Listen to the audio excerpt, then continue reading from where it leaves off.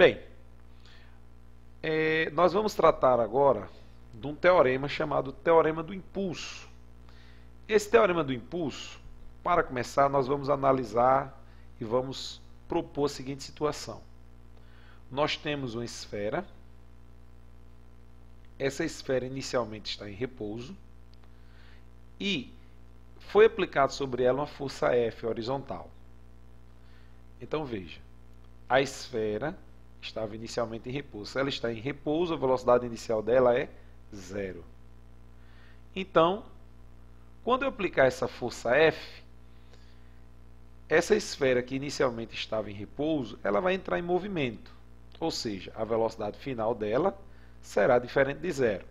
Se nós calcularmos o impulso aqui no início, enquanto ela estava em repouso, nós vamos chegar à conclusão que a quantidade de movimento inicial será igual a massa vezes a velocidade inicial, que vai ser igual a massa, que é um valor qualquer, você pode atribuir um valor, sei lá, 2, vezes, como ele está em repouso, a velocidade vai ser 0. Então, qualquer massa vezes 0, 0.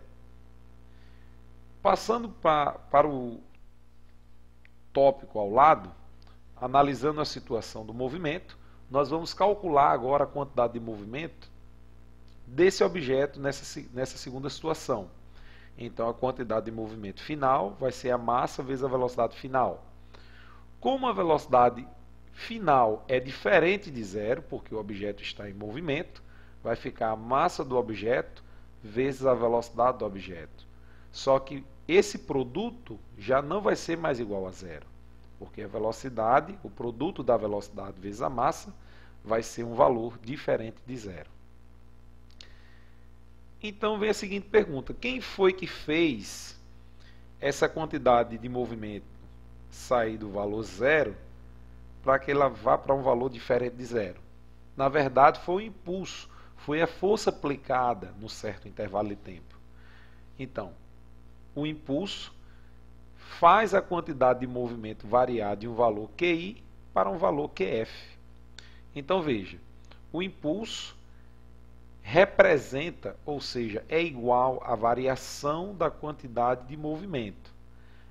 Só que a variação, essa letra grega chamada delta, delta Q, delta significa variação de Q, ou seja, vai ser a quantidade de movimento final, setinha azul aí, ó, menos a quantidade de movimento inicial.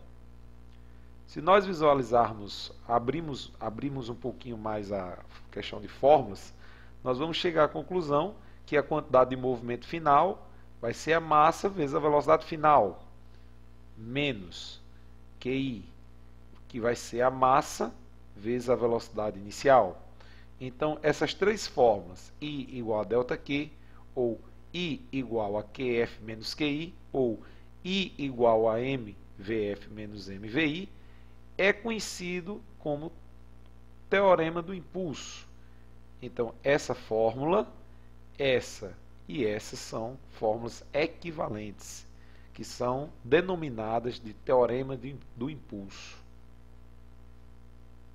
Então, vamos lá. Uma questãozinha de aplicação da VUNESP, onde diz o seguinte: um objeto de massa 0,50 kg está se deslocando ao longo de uma trajetória retilínea com aceleração escalar constante igual a 0,13 metros por segundo ao quadrado.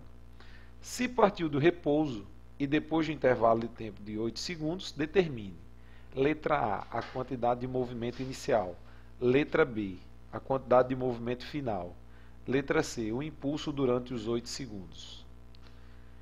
Vamos para a resolução. A primeira coisa que eu aconselho o aluno a fazer nessa primeira etapa é coletar todos os dados da questão.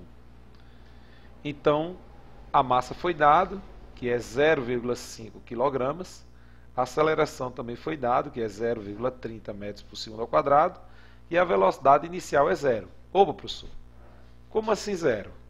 Sim, porque ele está afirmando que o móvel partiu do repouso. Então, a velocidade inicial é 0. Então, vamos para o item A. No item A ele quer a quantidade de movimento inicial. Então nós vamos calcular a quantidade de movimento inicial pelo produto da massa vezes a velocidade inicial.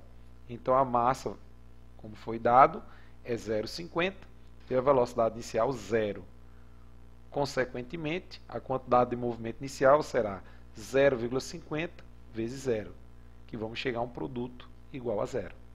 O item B. A quantidade de movimento final. A quantidade de movimento final vai ser igual a massa vezes a velocidade final. Mas espera aí, como é que nós vamos fazer para encontrar essa velocidade final? Nós temos da cinemática uma expressãozinha que diz o seguinte, que a velocidade final é igual à velocidade inicial mais a aceleração vezes o tempo. Se você observar, nós temos a velocidade inicial, que é 0. Nós temos a aceleração, que foi um dos dados da questão, que é 0,30. E nós temos o tempo, que foi dado lá, 8 segundos. Então, substituindo os valores, nós chegaremos à conclusão que a velocidade final será igual a 2,4 metros por segundo. Opa, então está resolvido o problema. Como o item B pede a quantidade de movimento final, nós vamos fazer o produto entre a massa e a velocidade final. Como a massa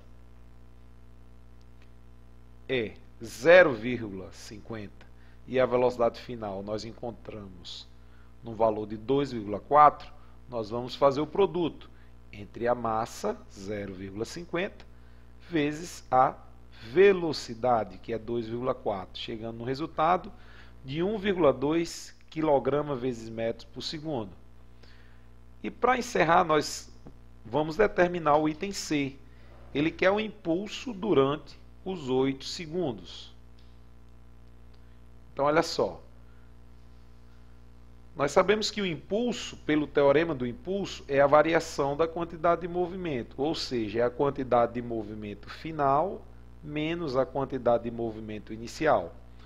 Como no item A nós calculamos o inicial, a quantidade de movimento inicial, e no item B a quantidade de movimento final, basta fazer subtração entre a quantidade de movimento final menos a quantidade de movimento inicial, que vamos chegar no valor do impulso de 1,2 newton vezes segundo.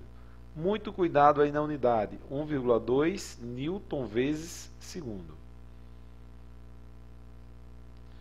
Então, para encerrar, coloquei uma frasezinha aí, que o verdadeiro professor não é aquele que ensina de uma única forma, mas o que busca por novas formas para transmitir o que acha saber. Valeu, galera, um abraço.